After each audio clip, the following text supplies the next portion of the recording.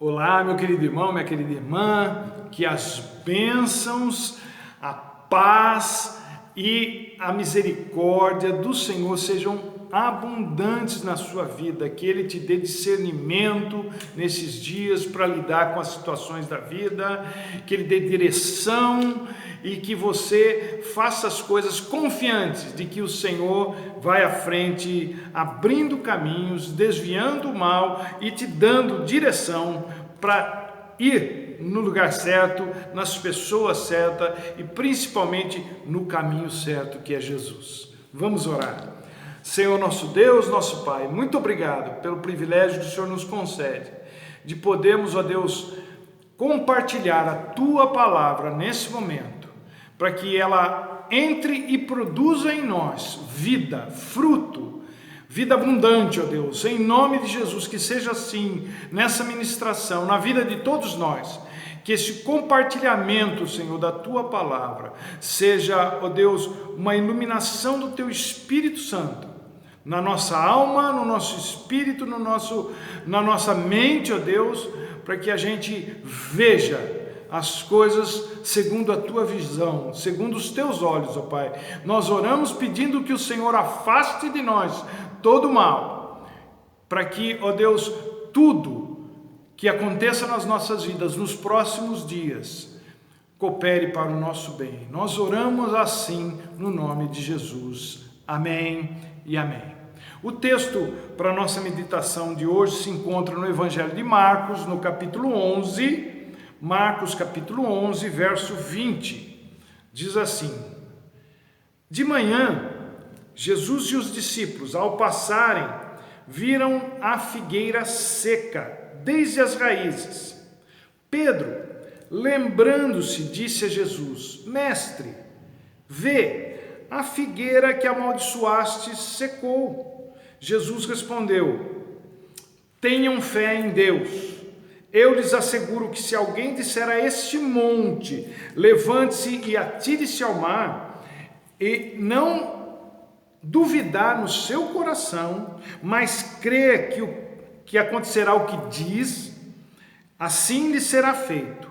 Portanto, eu lhes digo, tudo que vocês pedirem em oração, creiam que já o receberam, e assim lhes sucederá. E quando estiverem orando, se tiverem alguma coisa contra alguém, perdoem-no, para que também o Pai Celestial lhes perdoe os seus pecados.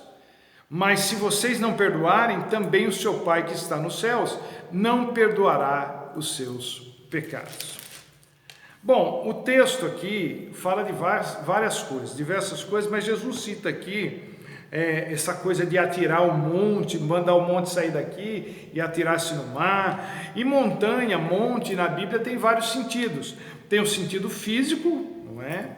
De montanha mesmo, tem aquele sentido de reino, de governo, e tem também o sentido de uma situação intransponível, uma situação tão íngreme, não é? Que é difícil escalar, tão alta que parece que você olha para cima e não vê o topo, e tão grande que não tem jeito de contornar. É uma situação que não dá para transpor sozinho, e que ninguém, humanamente falando, pode te ajudar nesse ponto.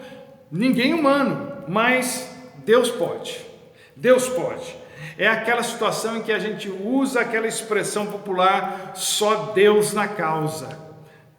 E é disso que nós queremos falar um pouco hoje. Eu não gosto de homens que dão receitas sobre soluções de problemas, como se isso fosse fácil. Porque receita para solução de problema não funciona da mesma maneira para todo mundo, porque nem todo mundo funciona igual.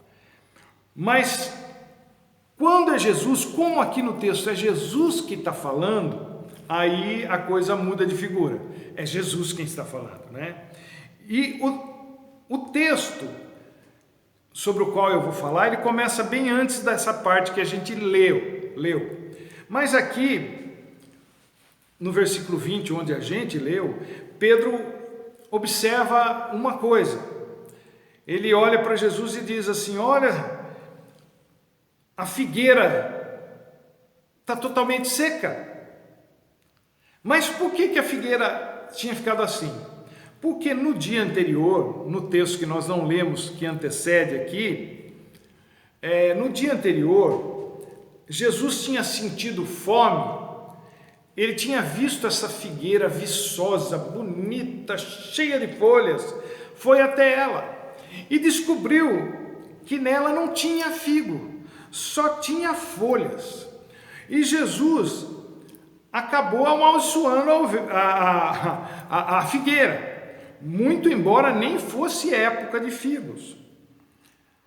Então, o que essa situação quer ensinar para nós, não é? A figueira, ela simboliza, os dois estágios da figueira, né? Tanto ela viçosa quanto ela seca agora, ela simboliza o fato de que é possível ser bonito por fora sem ter nada por dentro. É aquela realidade por fora e outra completamente diferente por dentro. Aquela figueira era uma decepção para quem chegava bem pertinho dela. Foi o que Jesus fez. Quando Jesus chegou bem pertinho dela, ela só tinha folha. Pessoas, elas têm muito disso, né? De longe, elas parecem viçosas, bonitas, o máximo. Né? Você olha para certas pessoas e fala: nossa, queria ser assim, era tudo que eu queria na vida. Aí você se aproxima da pessoa, começa a conviver, um pouquinho só que seja, e já descobre que a verdade é bem outra. Então, o que Jesus está fazendo é expondo a realidade daquela figueira. Na verdade, ela era bonita por fora, mas seca por dentro. Agora, entre o momento em que os discípulos de Jesus viram a figueira viçosa, não é? No mesmo capítulo, no versículo 13, que nós não lemos, entre esse momento em que Jesus viu aquela figueira viçosa, e o momento em que eles estão aqui no versículo 20 e a veem totalmente seca, acontece uma historinha, porque Jesus estava indo para Jerusalém. Então, no versículo 14, Jesus amaldiçoa a figueira, e no versículo 15 ele chega em Jerusalém. E quando Jesus chega em Jerusalém, ele vai direto ao templo.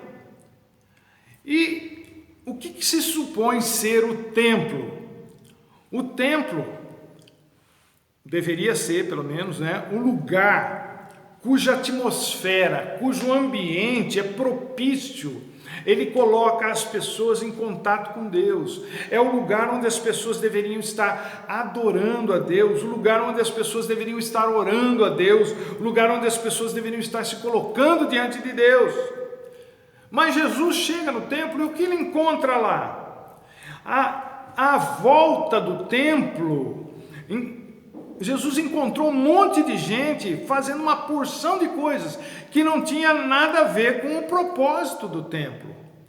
E dentro do templo, os próprios sacerdotes também estavam nem um pouco interessados no Deus do templo. Então, o que Jesus encontra ali em Jerusalém é uma religião falsa. E esta era a verdadeira situação espiritual do povo. O templo estava lá, mas aquilo que deveria estar acontecendo dentro e fora dele não condizia com o propósito para o qual ele fora construído e consagrado. Havia de tudo, mas ou menos a espiritualidade, havia muitas folhas, mas não havia vida. Os homens, as pessoas estavam lá, mas o Espírito de Deus não. Porque o templo passava a mensagem de que era ali que Deus se encontrava e que era ali que se podia encontrar com Deus. Essa era a proposta do templo no Velho Testamento. Eles não pensavam como a gente que sabe que Deus está em todo lugar. Mas não foi isso que Jesus encontrou quando chegou lá. O que Jesus encontrou lá foi muita folha e nenhum figo, muito auê, como diz o brasileiro, e nenhuma vida espiritual. Esse foi o cenário que aconteceu entre o ontem, quando a figueira estava viçosa, e o hoje, quando eles a reencontraram completamente seca até a raiz. Aconteceu entre uma coisa e outra, aconteceu essa história, esse episódio do templo. Jesus não faz nada por fazer, ele não faz nada sem propósito. Então, quando a gente lê aqui que ele amaldiçoou a figueira só porque ela não tinha figo e nem era a estação de figo, se fosse só isso, se fosse por puro capricho, Jesus teria nos passado uma imagem muito ruim de si mesmo. Ele teria passado uma imagem muito ruim de Deus, como sendo um Deus muito intransigente, intolerante. Mas havia um porquê ele agir assim. Ele queria ensinar um princípio aos seus discípulos. E que princípio seria esse? Que não basta ter aparência de templo de Deus, não basta ter folhas, não basta o linguajar ser um linguajar bíblico, é preciso ter o Espírito Santo agindo dentro de si, é preciso ter vida espiritual acontecendo dentro do templo do Espírito Santo. Então, se tudo que você faz na vida é correr atrás dos seus interesses, é correr atrás de dinheiro, se tudo que você faz na sua vida é se encher de programação para o seu bel prazer, se tudo que você faz na vida é se encher de atividades vazias, ainda que você passe uma imagem espiritual, isso não passa de imagem. A sua realidade é a de figueira seca. Então, Jesus aqui, em todo esse texto, a partir do versículo 12 até o 26 que nós lemos, e nós não lemos os anteriores ao 20, mas em todo esse contexto, ele passa uma receita do que é importante para que você consiga remover as montanhas, os problemas que são humanamente intransponíveis da sua vida. E qual que é a receita de Jesus? Ele dá 3 ingredientes aqui. O primeiro está no versículo 17, ele diz assim: e os ensinava dizendo, não está escrito, ele estava lá no templo, tinha espalhado aquela pessoal que estava cambista, vendilhões ali, e ele diz assim, não está escrito, a minha casa será chamada casa de oração para todos os povos? Mas vocês fizeram disso um covil de ladrões. Então a primeira receita que Jesus está passando aqui é a oração. São coisas muito óbvias, mas o problema é que a gente não consegue fazer o óbvio. E o óbvio aqui, a primeira coisa, o primeiro ingrediente óbvio da receita de Jesus é a oração. Ele diz, minha casa será chamada casa de oração.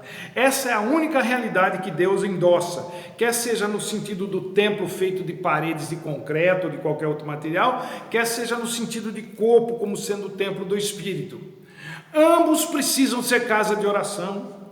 E Jesus está citando aqui Isaías 56:7, onde lá está escrito, minha casa será chamada casa de oração para todos os povos. Então, nós temos um problema, porque minha casa, seja essa de alvenaria, seja essa aqui, deve ser chamada de casa de adoração, deve ser chamada de casa de pregação, deve ser chamada de casa de comunhão, casa de ação social? Não, é casa de oração. Mas pastor, é errado ter adoração, comunhão, pregação, ação social? É claro que não, gente. O problema é que tem mais isso do que oração. Tem muito mais adoração, tem muito mais pregação, muito mais ação social, muito mais comunhão do que oração. No mundo ocidental, o pessoal não faz muita oração, então não pode ser chamado de casa de oração. As pessoas não reconhecem os templos cristãos, ou mesmo pessoas cristãs, como sendo casas de oração. Por exemplo, sem citar nomes, por uma questão ética, mas a gente conhece não só no Brasil, mas no mundo inteiro, tem igrejas que são conhecidas ou se tornaram conhecidas pelo seu ministério de louvor. Elas são conhecidas pelo ministério de louvor. Tem igreja que é conhecida pelos pregadores que tem.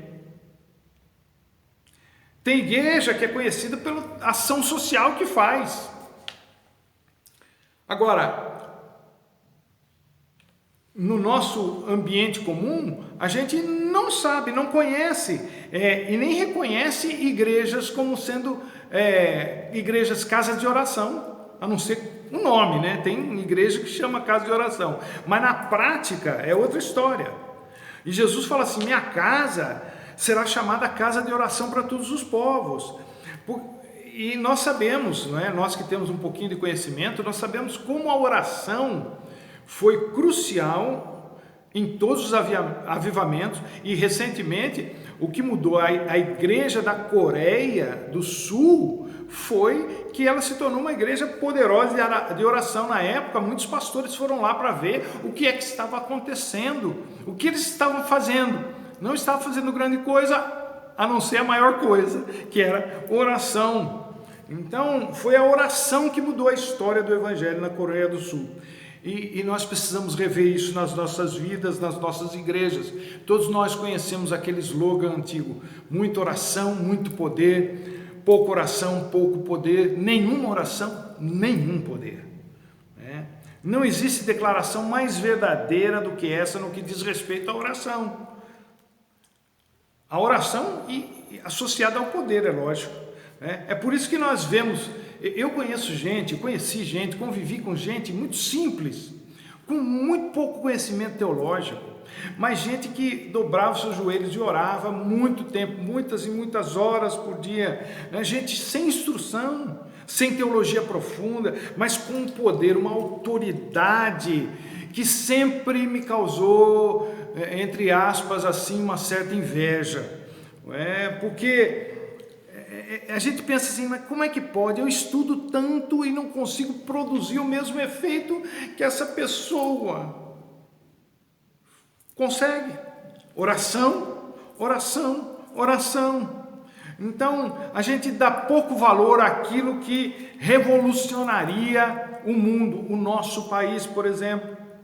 A gente valoriza muitas coisas boas e legítimas, como louvor, é legítimo, é bíblico, palavra, sem a palavra, é difícil as pessoas entenderem. Ação social, a igreja primitiva, ela fazia muito disso com as viúvas e órfãos, comunhão, ensino, mas essas coisas, sem a devida proporção de oração, não causa transformação nenhuma na sociedade. É por isso que Paulo, quando vai falar em Efésios do capítulo 6, sobre a armadura de Deus, no final, depois que ele fala de todas as armas, de tudo aquilo, ele fala assim que tem que ter oração.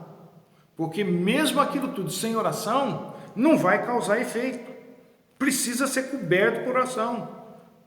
Então, as pessoas, eu fico impressionado com certas igrejas, com as suas programações, mas a verdade é o seguinte: elas não têm mudado a sociedade, elas mudam o seu lugar, mas a sociedade como um todo não muda.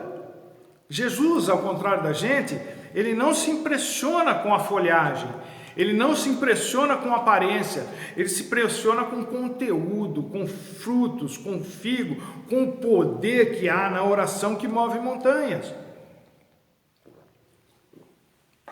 Ana, mãe de Samuel, obteve o seu milagre quando estava orando no templo, enquanto falava com Deus. Jó teve a sua sorte mudada enquanto orava pelos seus amigos.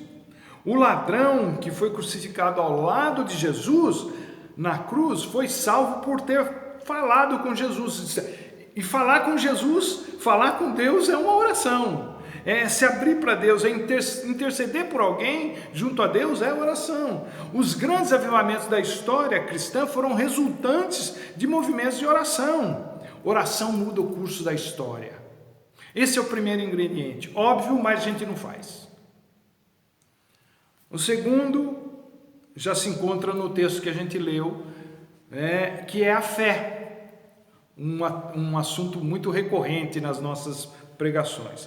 Pedro ficou admirado de como em tão poucas horas a figueira se secou. Então ele faz um comentário sobre a figueira seca e Jesus pega o gancho. Na tradução que eu li, está escrito: respondeu Jesus. Tecnicamente não foi uma resposta, porque Pedro não tinha feito uma pergunta, ele tinha feito um comentário. Mas Jesus sabia que por trás do comentário, Pedro era curioso para saber como é que aquilo aconteceu, como é que uma árvore tão viçosa, nós não estamos falando de um gravetinho não, de um pezinho de negócio, estamos falando de uma figueira grande, toda frondosa, cheia de folha, como é que ela seca em apenas 24 horas até a raiz? E Jesus não deixa para depois, ele responde o seguinte para Pedro: tenham fé em Deus. Quer saber como é que ela secou? Tenham fé em Deus. Jesus dá a dica aqui de como é possível fazer algo sobrenatural acontecer. Tenham fé em Deus. Por mais que eu canse de repetir, vocês cansem de me ouvir dizer, eu vou falar mais uma vez. Eu quero frisar que a fé que seca a figueira, que move montanhas, não é qualquer fé. Não é pensamento positivo, não é fé em objetos místicos ou religiosos, não é fé em uma das milhares de espiritualidades espalhadas pelo mundo, não é fé numa reza. Jesus é enfático ao afirmar que a fé que funciona é a fé em Deus. Tenham fé em Deus. Ter fé em Deus engloba 3 coisas pelo menos: ter fé na sua palavra, na Bíblia como sendo a palavra de Deus, ter fé na vontade de Deus que está na sua palavra e ter fé no caráter de Deus. Isso é muito interessante, gente, porque nós temos problemas com isso. A gente fica muito dividido. Por exemplo, a gente acredita que a Bíblia é a palavra de Deus. Todo cristão, a maioria, a grande maioria pelo menos, acredita que a Bíblia é a palavra de Deus. Mas não tem muita fé na vontade de Deus. O que significa? Na palavra de Deus está contida a vontade de Deus, mas tem algumas coisas que Deus quer que a gente faça que a gente não quer fazer. A gente não confia que essa seja a melhor solução. A gente não acredita que esse seja o único caminho, que seja o melhor caminho. Então a gente não acredita na vontade de Deus. A gente também sabe que a palavra de Deus é a palavra de Deus, mas não sente muita vontade, nem muito inclinada para fazer, para cumprir o que está escrito nela. Isso é a vontade de Deus para nós. A gente acredita que a palavra de Deus é a palavra de Deus, mas não acredita muito que o que Deus faz ou pede para a gente fazer é para o nosso bem. E isso significa que a gente não confia muito no caráter de Deus. A gente não acha que o que Deus está mandando a gente fazer seja para o nosso bem. Será? Acho que não, hein? Então, por causa dessas coisas, a gente questiona quando a gente faz uma oração, por exemplo, e as coisas não acontecem do jeito que a gente quer. É claro que não acontece. Para que a fé funcione, para que a oração funcione, com a fé que a gente tem, é preciso que essa fé seja completa. É uma fé na palavra de Deus, na vontade de Deus, no caráter de Deus. Se você faz uma oração para Deus e Deus manda você fazer um negócio, você não faz, não vai funcionar. Gostando você ou não. E aí vem uma terceira coisa e última que não facilita em nada a vida da gente. Aliás, Jesus, ele sempre foi de pegar muito pesado. O último ingrediente da receita de Jesus para a oração que move montanhas, não é, para a gente se livrar de certos problemas da vida que a gente não consegue sozinho e ninguém consegue nos ajudar a não ser Deus, é o tal do perdão. Então preste atenção nisso que eu vou dizer para você aqui, porque eu tive que parar para pensar, para refletir bem, para digerir, porque para mim também não é muito fácil. Perdão é, juntamente com a oração e a fé, uma condição para que seja possível remover montanhas, para tirar os problemas do caminho. Mas perdão não é necessariamente reconciliação. É possível perdoar sem se reconciliar, em algumas situações, pelo menos. Por exemplo, a pessoa com quem você teria que se reconciliar, ela morreu, ou mudou, e você não sabe para onde ela mudou. Você a perdoou, ou precisava pedir perdão, mas não deu para fazer essa reconciliação, ou porque a pessoa morreu, ou porque ela se mudou e você não sabe nem para onde. Pode ser também que a pessoa com quem você precisa se acertar não queira o seu perdão, não queira a reconciliação. É um problema, né? Para isso, para essa pessoa, o que você está sentindo, o que você quer fazer, se é seguir a vontade de Deus ou não, para ela não faz a menor diferença. Então, perdão pode gerar a reconciliação, mas nem sempre acontece. Mas no que depender de você, deveria acontecer. Perdão é não buscar vingança contra o ofensor. O crente que busca vingança bloqueia a ação do Espírito Santo na sua vida. Jesus coloca a situação da seguinte forma: se vocês não perdoarem os outros, o seu Pai que está nos céus também não perdoará os seus pecados. É preciso que a gente entenda isso que Jesus diz aqui.